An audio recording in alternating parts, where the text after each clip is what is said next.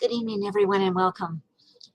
This is KPC, bringing you Jetsunma Ahkon Lhamo's teachings from throughout time and space, let's call it that. In this case, the title of the teaching is Find Happiness Through Loving Others.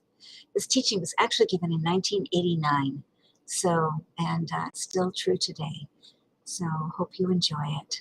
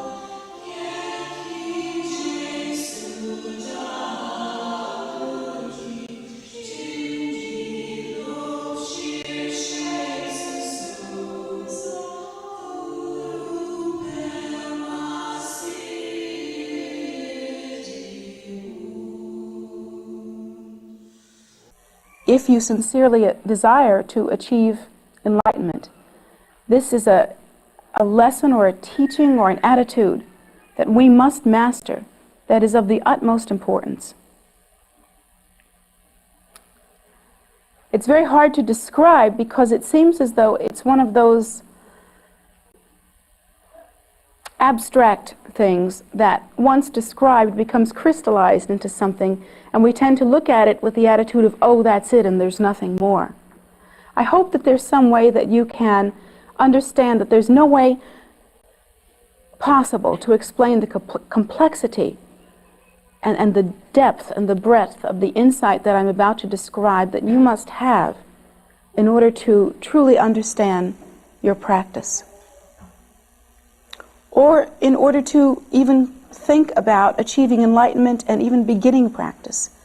It is a teaching that is worthy and worthwhile for both advanced practitioners, sometimes more for advanced practitioners, and also for beginning practitioners.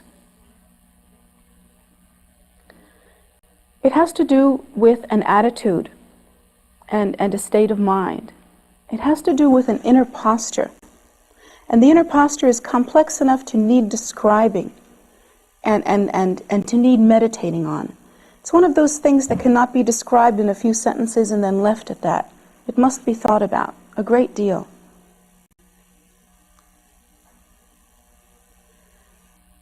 First of all, in order to understand what I'm about to describe, I need to restate one of Lord Buddha's most basic teachings. And that is that all sentient beings wish to be happy. That sounds like the most basic of all possible teachings. Yet, we think of other people and we think of how they've acted toward us, and they think that what they have done to us, and we think of all of the different experiences that we've had with other people that have been good for us, but also those that have hurt us. We think of animals, we think of sentient beings that we have no recognition of as being feeling entities, and we don't recognize that they very much wish to be happy. We don't take into account their sentient beinghood. We don't take into account often their humanity. We have no real respect for them. We think that those that have hurt us really want to hurt us. We really do not understand that, in fact, they only wish to be happy. And so that's one of Lord Buddha's most important teachings, and one that we cannot forget if we ever hope to have any compassion at all. And that is that all sentient beings wish to be happy. And the flip side of that teaching is that while they wish to be happy, they do not know how to accumulate the causes of happiness.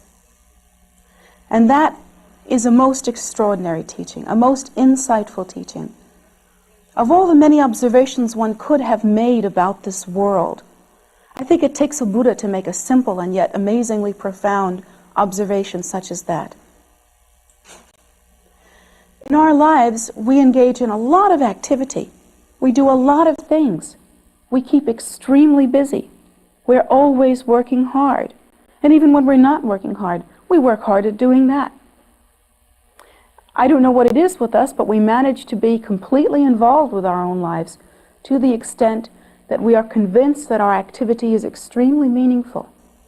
But according to the Buddha, upon examining that activity, we find that most, if not all, sentient beings, until they attain enlightenment, are constantly involved in actions that do not produce happiness. In fact, that work contrary to happiness.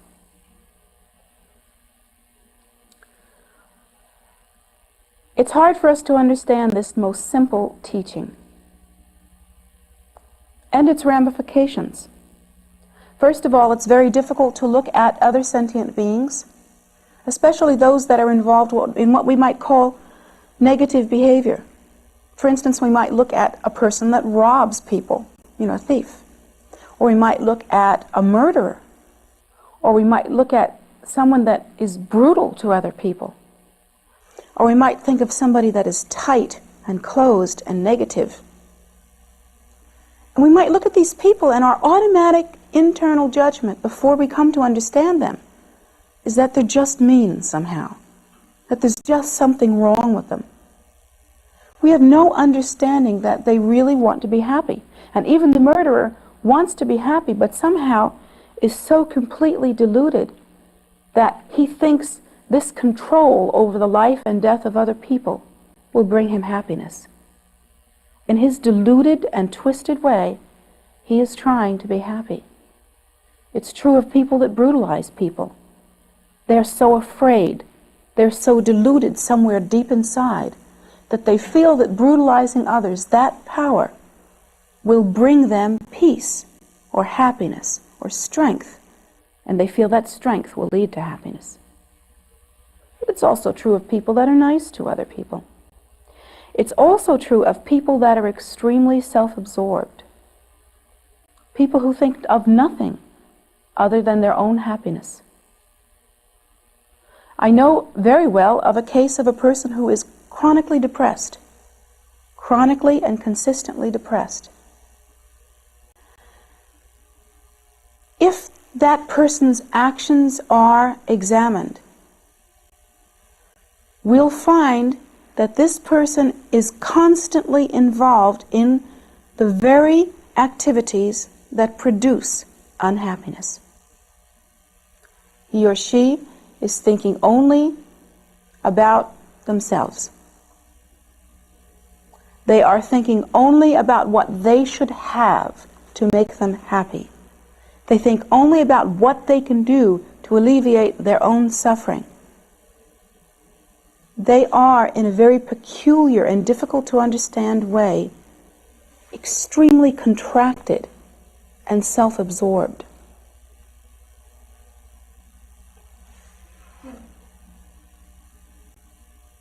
This person does not realize it, but is constantly producing the causes for more suffering on a moment-by-moment and day-by-day basis.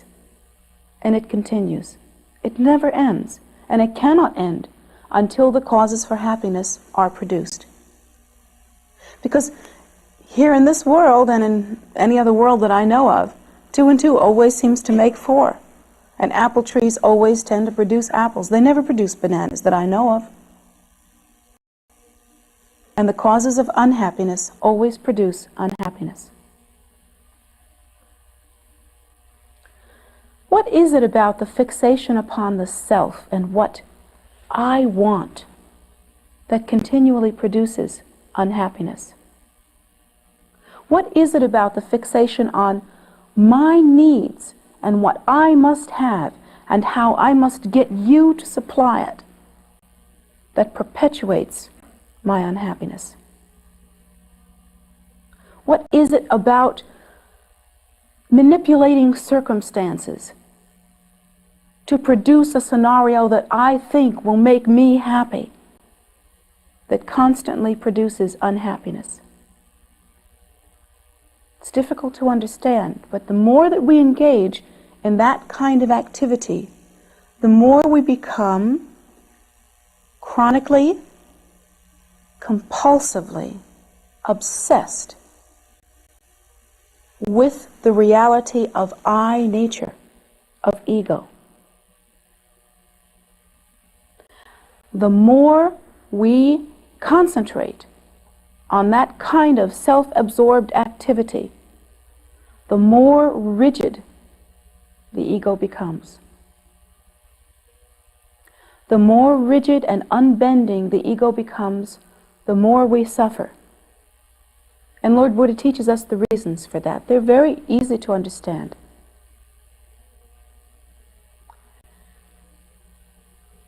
You see, that ego nature, that artificial construction that we have made up about ourselves, this belief in self-nature as being inherently real, this belief that this is what it is, that this thing that we're looking at is all she wrote.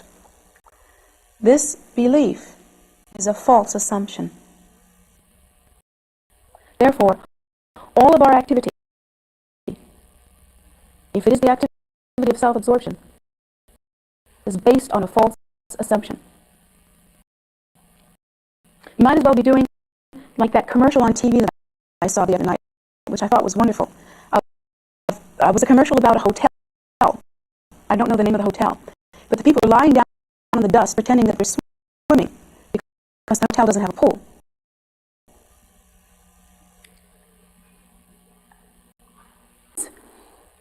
Likely, as they're feeling quenched and relaxed and refreshed by lying down in the dust, kicking their feet, pretending they're in the pool, as likely as that is the likeliness that we can rely on this artificial construction of self and all of the manipulation that it takes to make us happy. It's much like that. It's the same kind of activity based on compulsion and delusion. Not only are we constantly reinforcing the ego and contributing to its rigidity, but we are also, through self-absorbed activity, constantly reinforcing the belief in the distinction or the separation between self and other. And other then, which includes all phenomena, all sentient beings, all that is not termed self, even one's own feelings and thoughts. All other then becomes as solid and as real as the artificial construction of self and the rigid belief and adherence to self. The belief in and adherence to self. Other becomes that real. Of course, the Buddha also teaches us that just as self is an artificial construction, and that one's nature, which is a true nature and a vibrant nature and a luminous and uncontrived nature, is a nature that is empty of self. The Buddha also teaches us that all phenomena is empty of self-nature as well. And yet we are compulsively and obsessively involved in the perpetuation of a myth that one can manipulate, that one, who is an artificial construction, can manipulate external circumstances and external phenomena in order to achieve a goal, in order to achieve any goal, and of course, in order specifically to achieve the goal of happiness. And anytime we find ourselves involved in that process, which is constantly, we should think of those people, doing the backstroke in the dust, trying to pretend that they're in the pool, having a good time. It is an excellent illustration of that process. In this belief in self-nature as being inherently real, in this constant fixation and obsession with self-nature, in this constant compulsion to manipulate circumstances and therefore cause circumstances to appear solid and real, even though in fact they are not. We find ourselves in a pickle, something like a stew of habitual tendencies that lead to no good end, that only increase confusion. We find ourselves constantly involved, compulsively, in activity that has nothing to do with happiness. Because in the depth of this involvement, in the thick of it, one cannot know one's true nature. One cannot know that nature which is empty of self.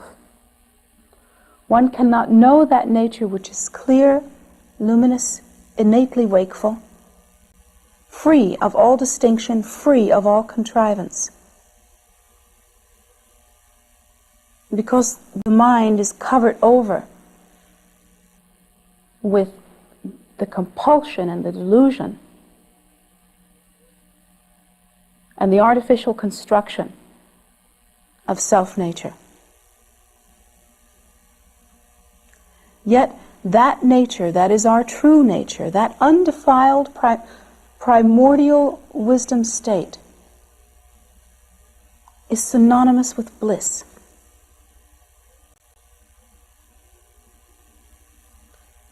It is the very definition of joy. It is without limitation. And most importantly, it is without the necessary building blocks by which one can construct suffering. That nature is called the nature, that which is free of suffering. That nature is called the cessation of suffering. And the awakening to that nature, that is called enlightenment.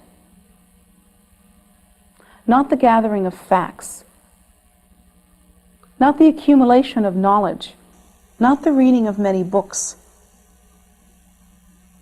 not the being this way or acting that way or dressing up with this or that. It is the realization of that nature which can only be achieved by the pacification of that fixation on self-nature, the artificial construction, and the distinction between self and other, called the mind of duality. That is how that nature is perceived. One cannot be fixated on one's own nature and be enlightened. It's a very easy way to determine for yourself whether you are looking at a person who has really accomplished their practice.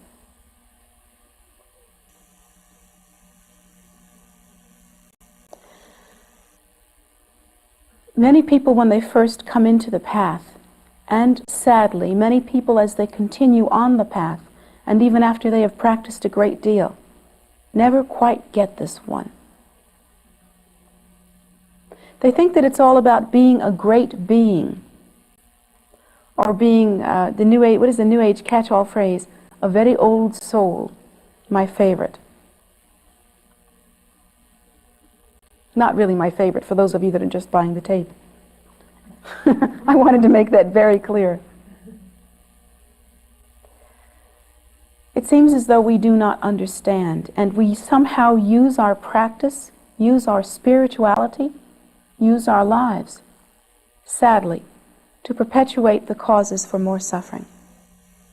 We continue to remain fixated on artificial construction of self, not realizing that one must pacify that process. We continually remain fixated on the idea that we can manipulate circumstances in order to get happy somehow, as though happiness were a commodity rather than the purification of the causes of suffering, as though happiness were a thing one could hold rather than the alleviation of those things which are compulsive and distorted. The alleviation, in fact, of the belief in the inherent reality of self and other. According to the Buddha, there is only one lasting happiness, and that lasting happiness is called the state of enlightenment. And that state of enlightenment is to awaken to the state that is beyond suffering, to the state that does not have the components of suffering, to the blissful state of the realization of one's own primordial wisdom nature. That is the only lasting happiness. But you know, we manage to delude ourselves and think that we're getting something. And we go for that, boy, it's like a cookie. We want that cookie. We smell it baking and we want it. And we don't realize that eventually the cookie will make us sick because it's really not good for us. So we think, well, let's see now, I want this, so I'm going to have this. See this? I like this crystal. I want this crystal. So I'm going to have this crystal, and I somehow have contrived that in order to have this crystal, if I have this crystal, I will be happy.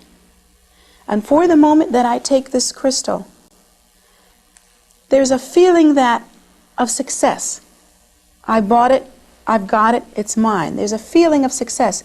And there's just the tiniest moment of satisfaction of some kind.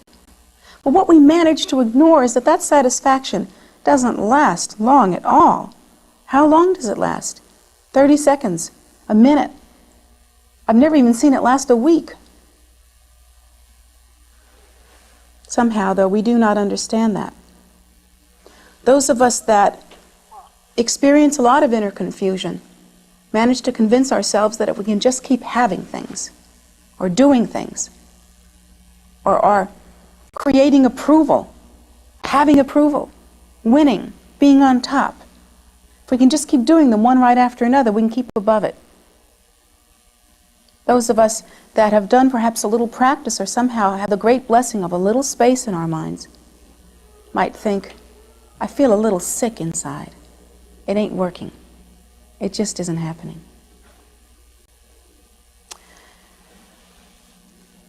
It's hard to say what state we're in. It's hard to say what level we're at. And we can delude ourselves into thinking we're better off than we are.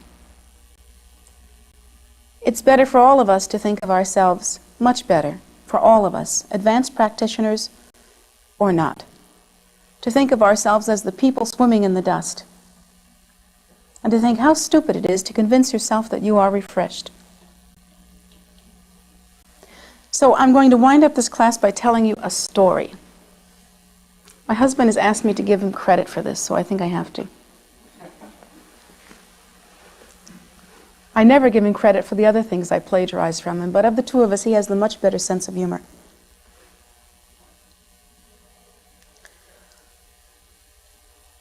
This is a story that I'll tell you because it's so sad that the only way to hear it and not cry is to make it useful for other sentient beings. It's really sad. But you should think that right now we're turning it into something beneficial, and therefore it has served a purpose. I have been away for 2 weeks just about, and have been with my family for part of the time at the beach. It has been our vacation. My husband went to a bookstore, one of those New Age bookstores, and he wanted to see what they had. So he went to the bookstore, and somehow I'd gotten into a conversation with the person who works in the bookstore or runs it or owns it, I don't know what. I wasn't there, so I may get some of the details wrong. But one thing led to another, and I think the man had some Tibetan item, I think a gao for sale. A gao. A very large gao. And my husband commented on it, and that's what led to the conversation. And finally, the man said that there are no more gaos in the world, that this is very strange, which is very strange because I've been to Nepal and there are many gaos in the world. But this man continued to act in a very expert way about these things. And my husband finally said, the man finally asked my husband, well, where are you from? And he said, from Poolsville. He said, I attend a very large Buddhist temple in Poolsville, which is right outside of Washington. And the man said, Poolsville, where's that? And he said, well, it's right outside of Washington, and the name of the place is Kunzang Otsao Peiyou Changchub Choling. And the man said, what do you do there? And he said, well, we're a Tibetan Buddhist temple. He said, well, what is your purpose? My husband said, to practice and learn Tibetan Buddhism. And he said, well, but what is your purpose? And he went, to practice and learn Tibetan Buddhism. And the guy said, well, do you have anyone that's qualified? Do you keep up the tradition? And he said, yes, we practice and learn Tibetan Buddhism. And the man said, well, do you have a teacher there that's qualified to teach that? And he said, yes, we have many visiting Tibetan lamas, and our resident lama there is Ahkon Lhamo, who is the first woman, blah, blah, blah, and told that, and mentioned something about that. And he said, oh, yes, I know her. And so my husband said, have you met her? Have you been to our temple? And he said, no, I know her. And he gave that funny smile that is unique to the pseudo-omniscient.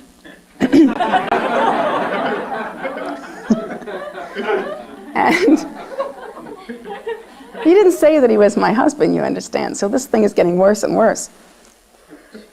So, what was that you just said?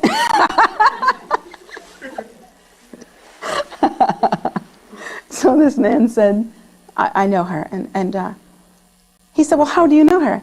And he said, well, isn't she the one that comes from Florida? And I did live in Florida until I was 19. The trouble is that is more than 20 years ago. And this man doesn't look like he could be over 20. And my husband said, well, do you know her from Florida? And he said, let's just say that I know her. And he said, well, she hasn't lived in Florida for a long time, probably longer than you are old. And he said, I know her. And he said, well, why don't you come to our center and visit? And he said, it isn't necessary. Now, the sad thing about this story is that it is an indication of something that we do when we are sincerely trying to live a spiritual life. And I'm sure the man is sincerely trying to live a spiritual life. We do not examine ourselves. We do not understand. First of all, I don't think that he had the proper teaching by which to understand that even though he's running a New Age bookstore, and even though he probably is able to order wonderful New Age books for wonderful people, that he himself is not practicing the proper technology in order to accomplish the cessation of suffering. That in fact, because of his attitude and because of his rigidity, he is perpetuating his suffering in a most awful way. To put oneself in that fixation on ego, to put oneself in that posture, to make one's ego more rigid and more grandiose, to think of oneself in that prideful way. Most of us think that that will make us feel happy, that somehow if we do that, other people will look up to us, that somehow we think that we will get happy. And I'm certain that this man sincerely believed that he would be happy if he impressed himself and others in that way. I'm certain of it. And I'm sure that his motivation is good. I'm sure that he really wants to be helpful in some way. Yet he is busily digging himself in deeper and deeper, busily fixating on that prideful ego, having it become more and more rigid, more and more compulsive, more and more the ruler of his life. No one ever has produced the cessation of suffering through the method of reinforcing the ego and thereby reinforcing the distinction or the duality between self and other. No one has achieved the cessation of suffering by deepening their delusion. No one has ever achieved the cessation of suffering by becoming more and more fixated on self-nature. And so this man is involved with spirituality. He probably does some form of meditation, probably does something that is spiritual, and probably is very sincere, and yet he is hurting himself in a very profound way. It's really a sad story, isn't it? I mean, if you think about it. Somehow, though, if we use this story to see how much like this man we are, to see how many of those kinds of qualities we have, whether in a big, boastful way or in a small, tiny way, when we're alone by ourselves and our little pride comes out, we should stand that no one has ever gotten happy that way. Not ever. And whether we do it in a big way or in a noticeable way, as this man does, or whether we do it in the quiet, sneaky little ways that we do in our private moments, it isn't possible to be free of suffering by acting like that. One has to adapt an attitude of sincerity. And the only way that one can realistically do that is if we understand how suffering happens and accept that we and all sentient beings wish to not suffer anymore, that we wish to be happy. And we must come to understand for ourselves how we can produce the causes that will bring about happiness. What is the antidote to that kind of rigidity? What is the antidote to that fixation on self? What is the antidote to that compulsion to think of self as being especially wonderful or big or real or something? Simply put, the antidote is love. The antidote is something that is foundational and basic to this path. It is compassion. Loving kindness toward all sentient beings. A greater interest in their well-being than in our own. What if the same man, out of the blue, had had the wonderful insight to realize that it was more important to make my husband, the patron, who we didn't know was my husband, the patron of the bookshop, comfortable than it was to demonstrate how wonderful he is? What if he had been gracious enough to ask interested questions about this temple? Something small like that. Don't you think it would have produced happiness more easily than the action that he did take? What about we ourselves? In our interactions with others, have we thought it is more important that others be happy now? Have we assumed an attitude of generosity? Have we thought that it's more important that what we do produces good for others than that it is satisfying to ourselves? This attitude of generosity actually produces happiness. What is the cause of suffering? The cause of suffering is the belief in self-nature as being inherently real. It is the cause of suffering is also the belief that all phenomena is inherently real, and therefore the blindness to one's own nature. The cause of happiness, therefore, cannot be the accentuation and fixation upon that self-nature. To become involved in that process, we are producing the causes of more suffering.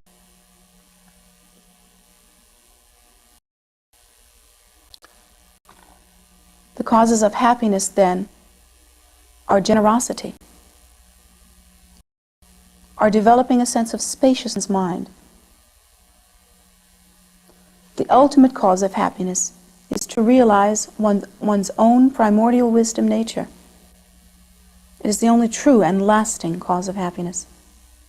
And the only method by which that will be achieved is by pacifying all fixation on self. So that every moment we try to get happy, and this is hard to think about, isn't it? Every moment we try to get happy, we are making ourselves more unhappy. We are actually producing within our minds the seed, the karma of some future unhappiness. because our minds are deeply fixated on self. And yet, the more we work to benefit sentient beings, the more we are generous, the more we love unconditionally, the more we engage in activity that will someday bring about the cessation of suffering for all sentient beings, even though it may be effortful, the more we are planting the karma or the seed for the time of enlightenment and the time of future happiness. It's very hard to think about. But we must settle this issue in our mind so that we engage in the proper kind of activity, rather than in the activity that we engage in now. We must slowly, and piece by piece, change our course of action.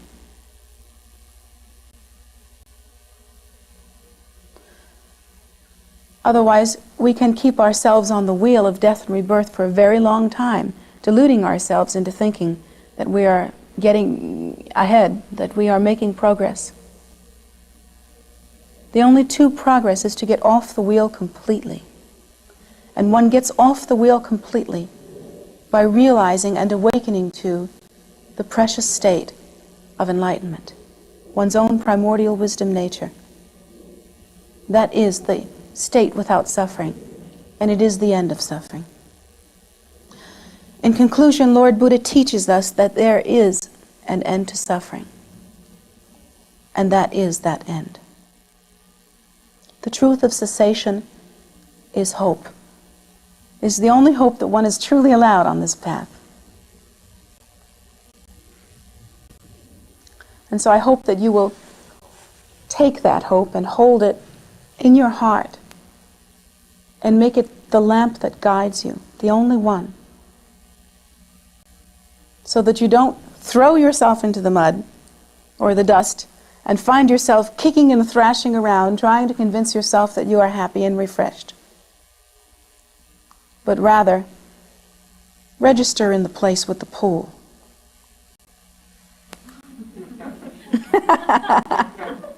That is about the corniest last line I've ever made for a lecture. It's just that I love that commercial so much. But I want you to know I realize how corny that was.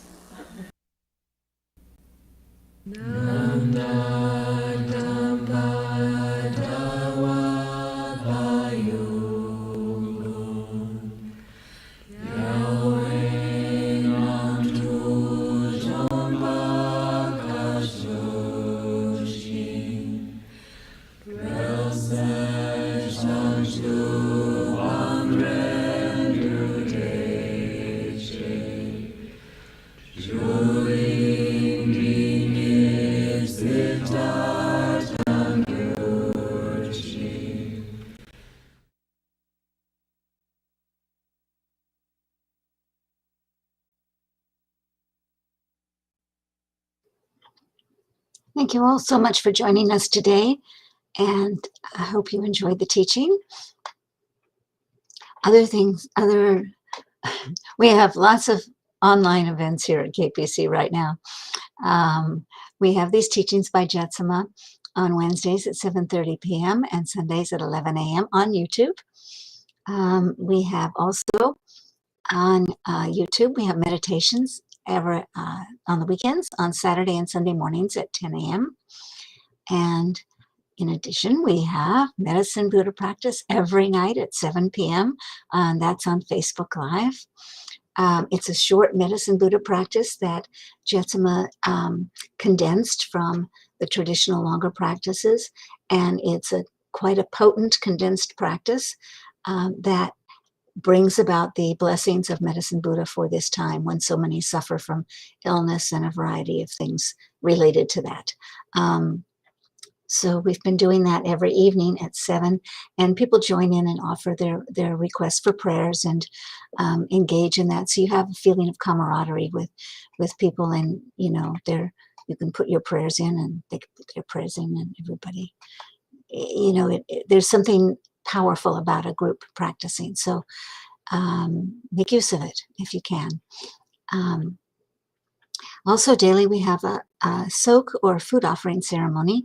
That's on Zoom, Monday through Friday at 5:30 p.m. Saturdays at noon, Sundays at 2, unless there is schedule changes for some reason. But most of the time, those are the times.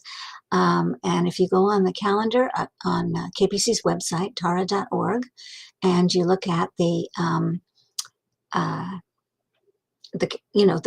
event that you want to attend, click on it. It will come up and it will show you how to get there, and you can download the practice and that sort of thing, so you feel comfortable joining and you can be part of the group. So we're happy to have you included. Those are our main daily practices. In addition, we have we do the traditional biweekly practices for the Dakini and for Guru Rinpoche and others. So stay tuned, check the calendar when you have a chance, and come join us when you can. The temple inside still closed down for hopefully a very short period of time more. With the pandemic, the numbers were still up in this area, so we're working on getting those down and vaccinations up and all of that cool stuff, so everybody's safe. But meanwhile, outdoors is always open daily, Monday, always, Monday through Monday, and it's dawn to dusk. So you can come and you can walk the land, you can meditate at the stupas, you can meditate at the beautiful Guru Rinpoche statue that's just across the street at the entrance. You can come visit Jetsunma's pets, who are pigs and chickens and turkeys and geese and guinea hens, and oh my goodness, oh my. No lions and tigers and bears as far as I know, but just the oh my sort of works. There's so many of them, and there are eggs as a product of all of those chickens and guinea hens and turkeys and so forth. Geese certain times of the year. Anyway, come and pet, come and enjoy, come and just come and see. There's also an aviary on the property, and we have quite a number of rescued parrots, so in good weather they're open and out. Lots for you to see, experience, and do. There's gardening. If you want to come and just kind of do work to benefit others, there's gardens that we have that the produce from goes to people who need it in the area primarily. And so there's just a lot to do, and all of it can be, is connected to benefiting others. So hope you enjoy it. Hope you come if you can, if you're in the area. If not, join us online. We're happy to have you with us. We're happy to be there with you. And it's, we are all a big family. And so let's make the most of how we can benefit others. Until next time, see you soon. And I hope you all stay safe and come visit.